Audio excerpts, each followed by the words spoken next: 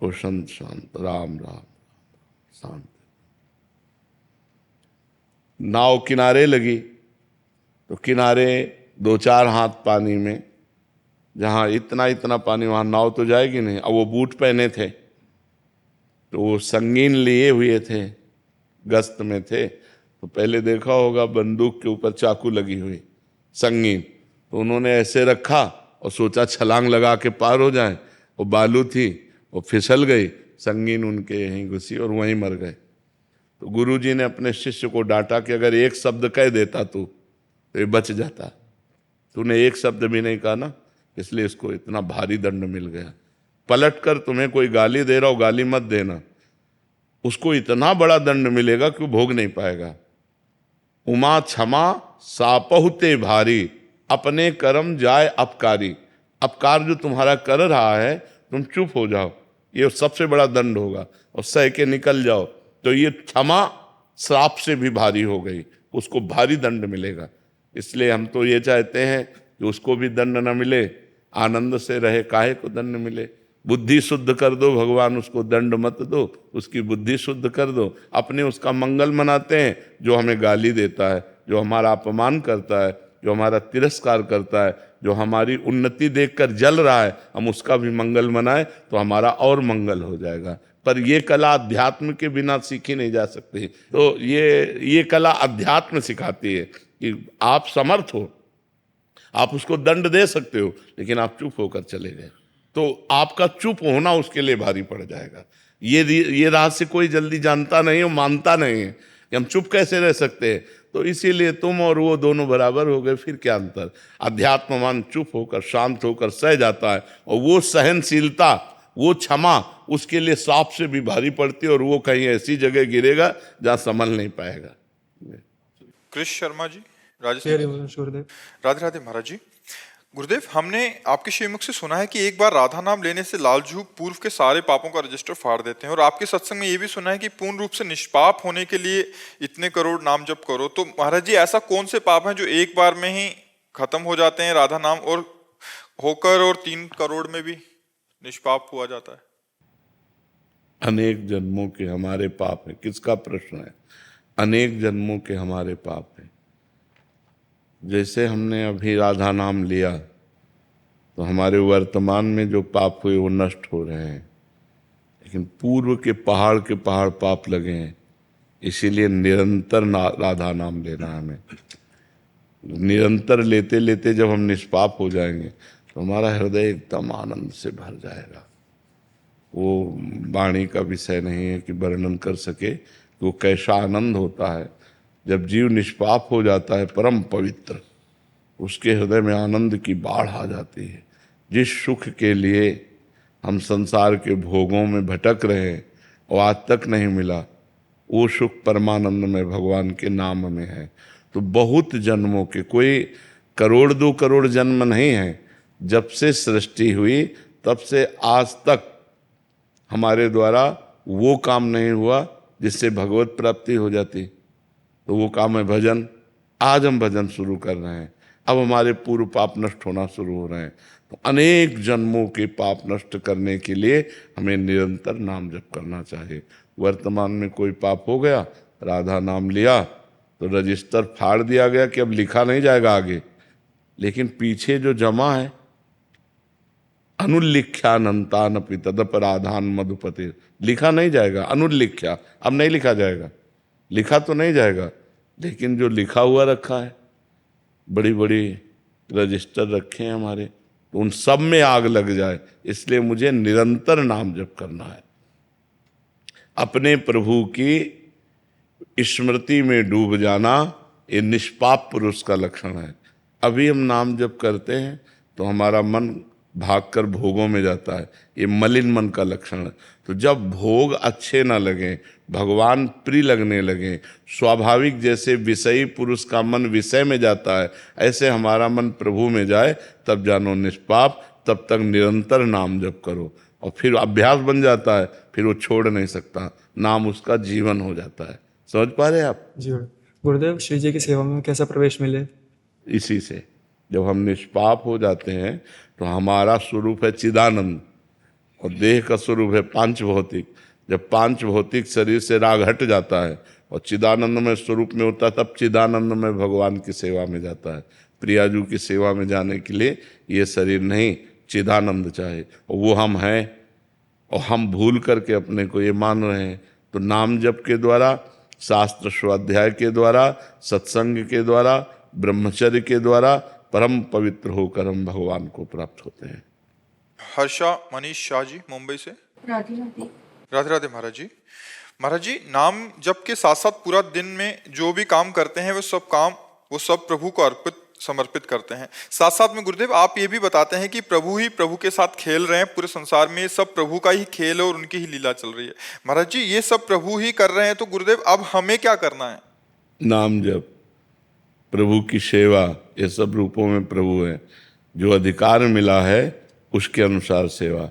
किसी की पुत्री, किसी की पत्नी, किसी की माँ, किसी की बहन, हमारे ये धर्म हैं। हम उन धर्मों में जिनके साथ व्यवहार करते हैं उनको भगवान का स्वरूप देखें। मेरे पति के रूप में भगवान, मेरे पुत्र के रूप में भगवान, मेरे भाई के रूप में भगवान, मेरी माँ के रूप में भगवान। भगवत भाव से हम सबकी सेवा करें, नाम जप करें, तो हमारा जीवन भगवान को समर्पित हो जाएगा। और असलियत में हम ये देख पाएंगे कि वास्तविक भगवान ही सब रूपों में विराजमान है। एक परमात्मा के सिवा दूसरा कोई नहीं है। एको ब्रह्म द्वितीयो नास्ति, दूसरा कोई नहीं है। ये तब अनुभव होगा जब हमारा हृदय भजन करते करते इस संसार त्रिगुणमयी माया से ऊपर उठ जाएगा। इसलिए खूब भजन करो, भजन ही सार बात है। कपिल देव मिश्रा जी। राधे राधे। राधे राधे महाराज जी। महाराज जी, मैं अपने स्वभाव के समान ही सामने वाले व्यक्ति का स्वभाव समझकर व्यवहार करता हूँ, परंतु कुछ समय बाद मैं खुद को छला हुआ महसूस करता हूँ। महाराज जी, कबीरा खुद को ठगाइए। हम दूसरों को ठगे नहीं, दूसरों से छल ना करें, दूसरों के साथ कपट ना करें, और वो भाव भगवान को समर्पित कर दें, तो आपकी आराधना बन जाएगी। दूसरा आपके साथ जो कपट करता है, छल करता है, ठगता है, वो अपने कर्म का भोग भोगेगा। आपको भगवत भाव से अपना काम बना लेना है। निश्चल भाव, परम पवित्र भाव, वो आपके साथ बेईमानी कर रहा है, आप क्षमा कर दो। देनहार कोई और है, देत रहत दिन रहन। वो जब आपको देगा, आपको संभालेगा, तो आप बहुत धनी हो जाएंगे, आप बहुत आनंद वाले बन जाएंगे। और जो जलने वाला है, छल कपट करने वाला है, ठगे, वो गिरता चला जाएगा। तो आप उठिए, आप उसको मत देखिए, आप अपने को देखिए कि मैंने इसके साथ तो गलत नहीं किया, मैंने अपने स्वभाव के अनुसार अच्छा आचरण किया है, और ये आचरण मैं भगवान को समर्पित करता हूँ, उस व्यक्ति को नहीं।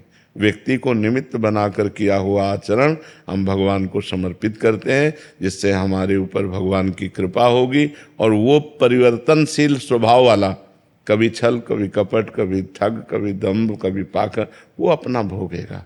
अवश्य में वो भोक्तव्यम कृतम कर्म शुभाशुभम। विवेक से शांत गंभीर होकर चलो तो संसार समुद्र से पार हो जाओगे। ठीक है ना? हाँ, अपने को किसी के स्वभाव से पीड़ित नहीं होना, अपना स्वभाव किसी को पीड़ा देने वाला नहीं बनाना। बात ध्यान रखना। ना हम किसी को उद्विग्न करते हैं और ना हम किसी से उद्विग्न होते हैं, ना हम किसी को पीड़ा पहुंचाते हैं और ना हम किसी से पीड़ित होते हैं। आपका स्वभाव आप गाली दो, आपका स्वभाव आप अपमान करो, हम स्वीकार नहीं करते। बस गंभीर। और ये तभी रह सकता है जब आप नाम जप करोगे, भगवान का चिंतन करोगे। ये अध्यात्म विद्या है, ये अध्यात्म है कि हमने आपके साथ अच्छाई की, आप हमारे साथ बुराई कर रहे हो, वो आपका स्वभाव है, हमारा स्वभाव नहीं है। हम शांत गंभीर अपनी अच्छाई को भगवान के चरणों में समर्पित करते हैं। रमेश चंद्र जी जौनपुर से।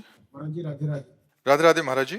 महाराज जी, आप कह रहे हैं कि आप कहीं विधायक हैं। महाराज जी कह रहे हैं कि हम अपनी तरफ से जो भी जितना भी बनता है उतना कर पाते हैं, पर फिर भी सबको खुश नहीं कर पाते हैं। महाराज नहीं कर पाओगे, भगवान नहीं कर पाए खुश, तो आप क्या कर पाओगे? है तो इसलिए अपना कर्तव्य हम करें, सामने वाले का क्या प्रत्युत्तर होता है उस पर ध्यान न दें, तभी हम सफल हो पाएंगे। सफलता के लिए एक सूत्र है, हम अपने कर्तव्य में कमी ना रखें और सामने वाले के भाव को हम देखें नहीं। आप चाहे जितना कर लो, चाहे जितना कर लो, ये संसार है, आपको धन्यवाद देने वाले बहुत कम मिलेंगे। चाहे जितना आप कर लो, आपको कोसने वाले मिलेंगे, लेकिन धन्यवाद कि भाई आप जैसा विधायक, आपने बहुत हमारे एरिया को, हमारे समाज को सुख दिया, ऐसा कहने वाले कम मिलेंगे। आप चाहे जितना कर लो, वो आपको कोसेंगे ही। वो परिणाम में गलती वाला क्षेत्र आपके सामने रखेंगे, जो आपने अच्छाई की उसको कभी सामने नहीं रखेंगे। इसलिए आप ये नियम रखो कि हमारे द्वारा गलती ना होने पावे, हम अच्छाई के मार्ग में चलें, हम समाज सेवा करें। इसके बाद वो उत्तर क्या आता है वो हमें नहीं देखना।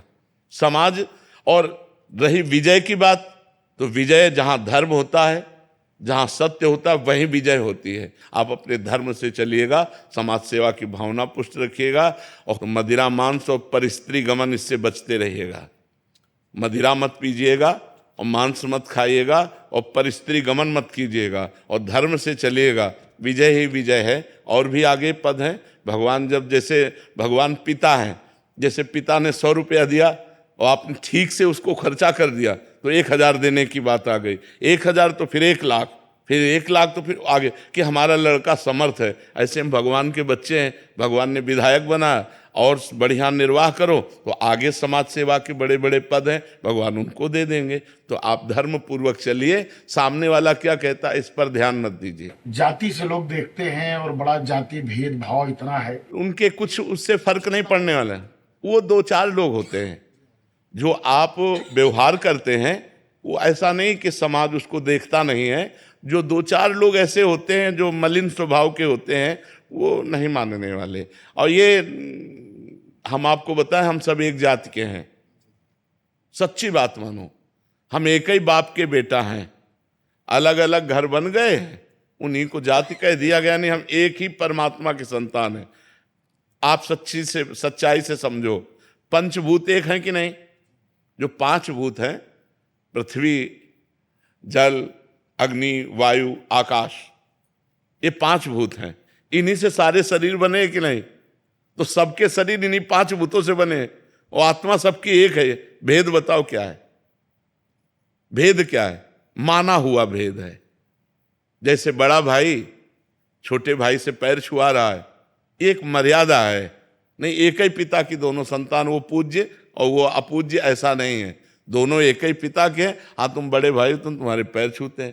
तो एक समाज की व्यवस्था बना दी गई, ब्राह्मण, क्षत्रिय, वैश्य, शूद्र। वो एक व्यवस्था व्यवहार की है, सत्य नहीं है। सत्य नहीं है। सत्य तो एक ही परमात्मा सब में है, और पंचभूतों के सबके शरीर बने हुए, कोई छोटा बड़ा नहीं। अपनी अपनी जगह सब अपनी मर्यादा से रहें, अपनी सेवा सत्कार करें। वो एक ही परमात्मा विविध रूपों में है, वो एक ही परम तत्व सब रूपों में है। आप ऐसा मानकर खूब प्यार से समाज की सेवा कीजिए। आपकी उन्नति में कोई बाधा नहीं पहुंचा सकता, यदि आप धर्म से और सत्य से चलेंगे तो। अनुभा जी प्रयागराज से। राधे राधे। राधे राधे महाराज जी। महाराज जी, मंदिर में विग्रह दर्शन से पूर्व मन मस्तिष्क में शून्यता का भाव आता है। शून्यता का या शांति का? इसमें अंतर है।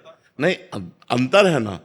शून्यता में मंदता होती है, मंद बुद्धि में कुछ समझे में नहीं आ रहा। और शांति और आनंद की गंभीरता, तो उसको शब्दों में बोलना पड़ेगा कि मंदिर के श्री विग्रह के दर्शन से एक शांति महसूस होती है, हमारे अंदर की हलचल मिट जाती है, मन शांत होने लगता है। ऐसा बोलोगे तो पॉजिटिव, और बोले शून्यता आने लगती है तो वो फिर निगेटिव। तो आप बोलिए क्या कहना चाहते हैं? शांति। हाँ, ये शांति शब्द, आनंद शब्द, जिस आनंद में अब कोई चिंतन नहीं होता। जी महाराज जी, विग्रह के समक्ष होने पर भी कोई प्रार्थना या इच्छा याद नहीं आती, परंतु मंदिर से बाहर आते ही पुनः दर्शन की अभिलाषा उत्पन्न हो जाती है। हाँ, महाराज जी, अच्छी बात है, अच्छी बात है। भगवान की कृपा है, बहुत अच्छी बात है। भगवान के दर्शन बार बार करने से भगवान की कृपा प्राप्त होती है। जो श्री विग्रह रूप में भगवान ही विराजमान है, अर्चावतार हैं, बार बार दर्शन करने चाहिए, बार बार प्रणाम करने चाहिए।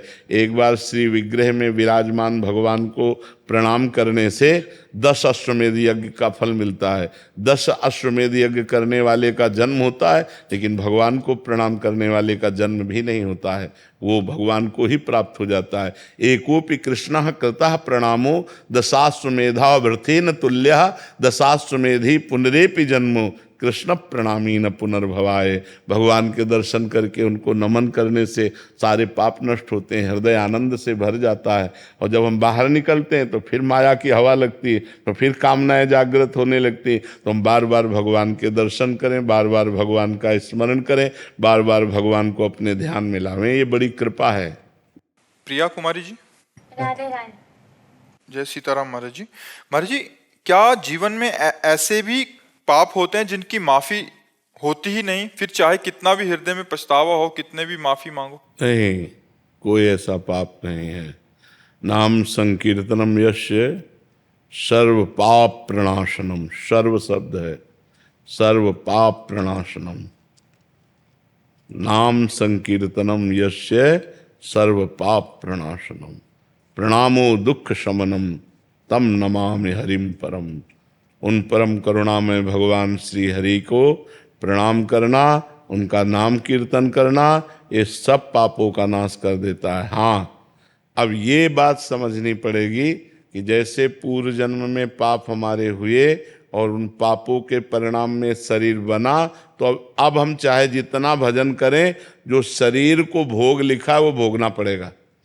पूर्व के पाप नष्ट हो जाएंगे, लेकिन जिस कर्म से शरीर की रचना हुई है, जिस समय शरीर बनाया गया था उस समय थोड़ी हम भजन कर रहे थे। शरीर बनाने के समय तो पाप और पुण्य दोनों कर्मों से शरीर बना। आज हम भजन कर रहे हैं, अभी आगे हमें फलीभूत देगा, लेकिन पीछे के कर्मों से जो शरीर बना वो भोगना पड़ेगा। और अन्य पीछे के जो संचित कर्म है वो सब भस्म हो जाते हैं। भगवान के नाम में इतनी सामर्थ्य है, कोई ऐसा पाप नहीं है जिसको नष्ट ना किया जा सके। पर अबलो न सानी अब ना न सही हो। आज तक पाप किया, अब नहीं करूंगा तो नष्ट हो जाएंगे। अब आज भी पाप करो और सोचो नाम जब से नष्ट हो जाएंगे, तब तो फिर नामापराध बन गया। और इस नामापराध, नाम के बल से पाप करना, फिर तो नरक जाना पड़ेगा, फिर दुख भोगना पड़ेगा। मीनाक्षी शर्मा जी, नोएडा से। राधे राधे गुरु जी। राधे राधे महाराज जी। महाराज जी, कुछ महापाप हैं जिनका प्रायश्चित केवल भागवत कथा कराने से होता है। महाराज जी, यदि कोई कथा कराने में असमर्थ हो आर्थिक व्यवस्था के, तो क्या खुद से अध्ययन करके पाठ कर सकते हैं? तो पाप का क्षय होगा? बिल्कुल बिल्कुल बिल्कुल ऐसा हो सकता है। आप खुद नियम से रोज 2 अध्याय 4 अध्याय भगवान को कथा सुनाओ, पूरी श्रीमद् भागवत का पाठ कर जाओ, इससे भी हो जाएगा। नाम संकीर्तन करो आधा घंटा, और रोज घंटा 2 घंटा भगवान को कथा सुनाओ, और हर समय नाम जपने की चेष्टा करो। आप पूरे निष्पाप हो जाएंगे, पूरे निष्पाप हो जाएंगे। दिव्यांश अग्रवाल जी, पंजाब। जय जय श्री हरिवंश।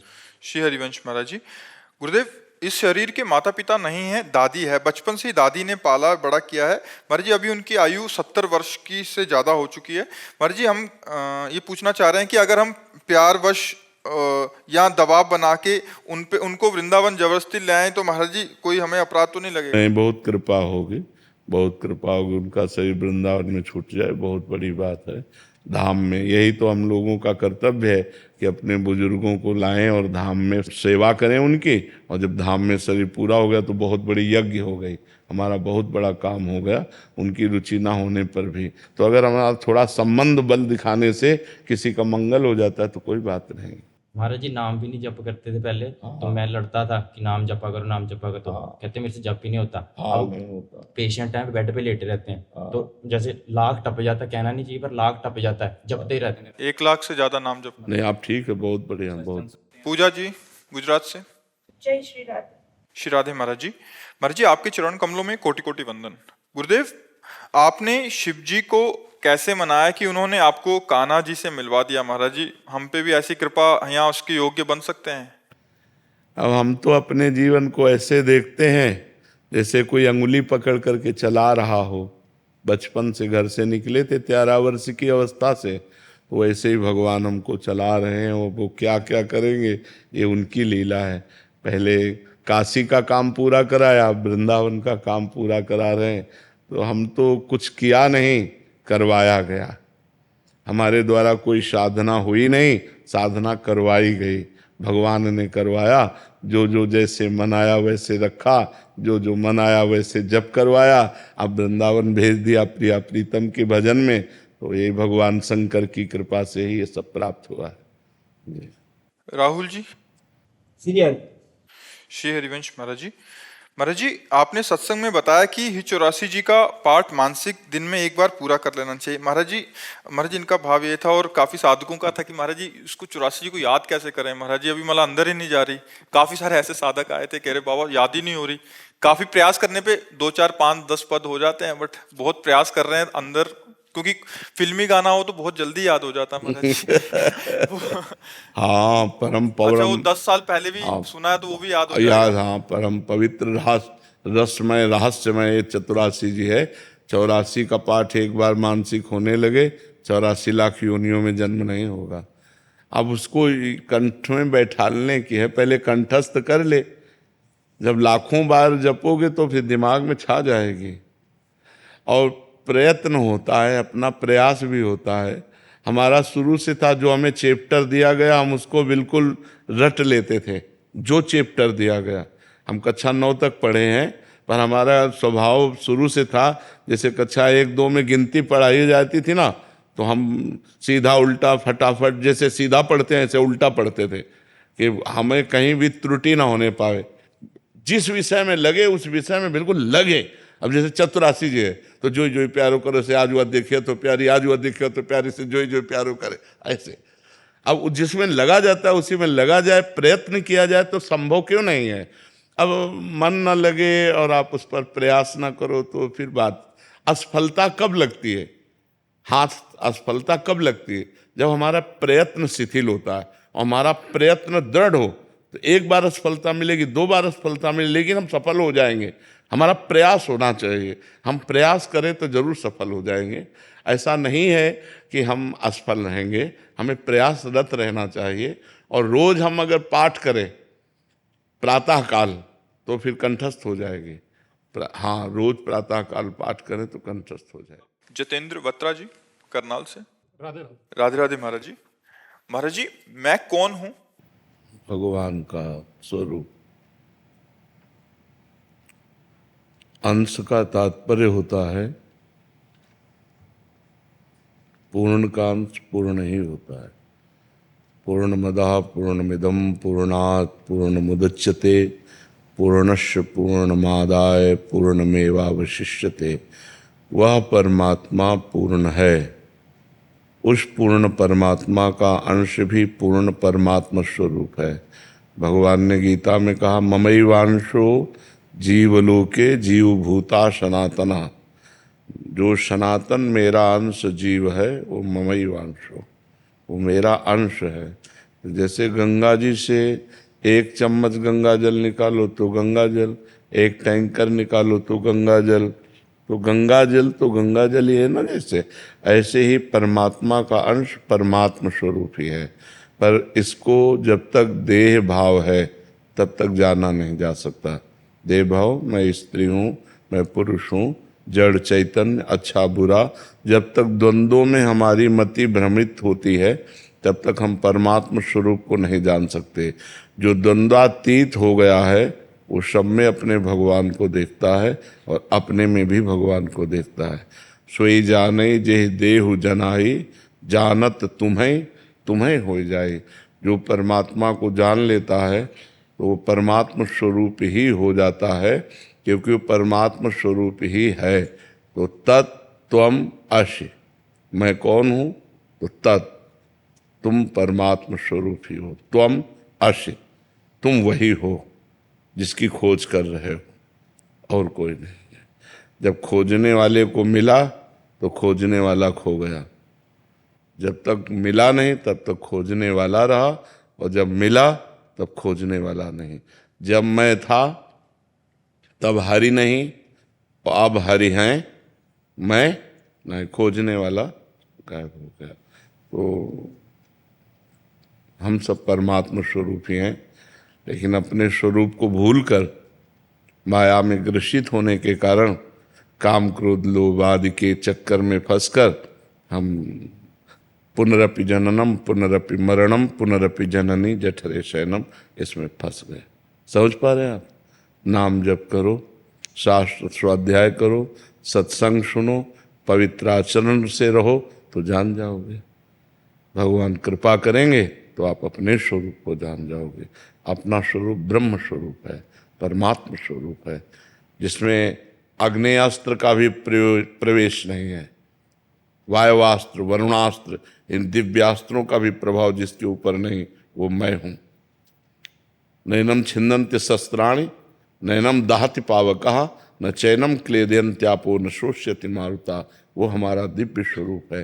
पर हम जन्म मरण वाले इस शरीर में आसक्त हो गए, इसलिए बार बार हमको दुर्गति भोगनी पड़ती है। एक बार हमें चांस मिला है कि मनुष्य शरीर देकर भगवान ने कि हम अपना कल्याण कर लें और अपना उद्धार कर लें, पर वो भूमि परत भा ढाबर पानी, तिम जीव ही माया लपटानी। जैसे ऊपर से स्वच्छ जल गिरा, नीचे आकर गंदा हो गया, ऐसे जन्म लेते ही ये माता, ये पिता, ये भाई, ये बंधु, फिर जवानी, फिर पत्नी, फिर पुत्र, फिर पौत्र, बस इसी में पूरा जीवन निपट गया। वो कभी एक मिनट भी बैठकर सोच नहीं पाया कि मैं कौन था और किस लिए आया हूँ, क्या करना है। वो इसी में भूलकर अपने पूरे जीवन को नष्ट कर दिया। समझ पा रहे हैं? अनिल कुमार जी, राधे राधे महाराज। रोहित दुबे जी। महाराज जी, आप दोनों का एक जैसा प्रश्न है। महाराज जी, आप कह रहे हैं कि पाप कर्मों का फल शरीर को ही भोगना पड़ता है, ना कि आत्मा को। लेकिन आत्मा आसक्त हो चुकी है शरीर पे। समस्या तो इसी बात की फंस गई ना कि आत्मा शरीर में आसक्त हो सकती है। जैसे तुम ईमानदारी से बताओ, तुम अपने को आत्मा मानते हो, शरीर मानते हो ना? इसीलिए उसको बार बार दुख भोगना पड़ रहा है, जन्म मरण भोगना पड़ रहा है।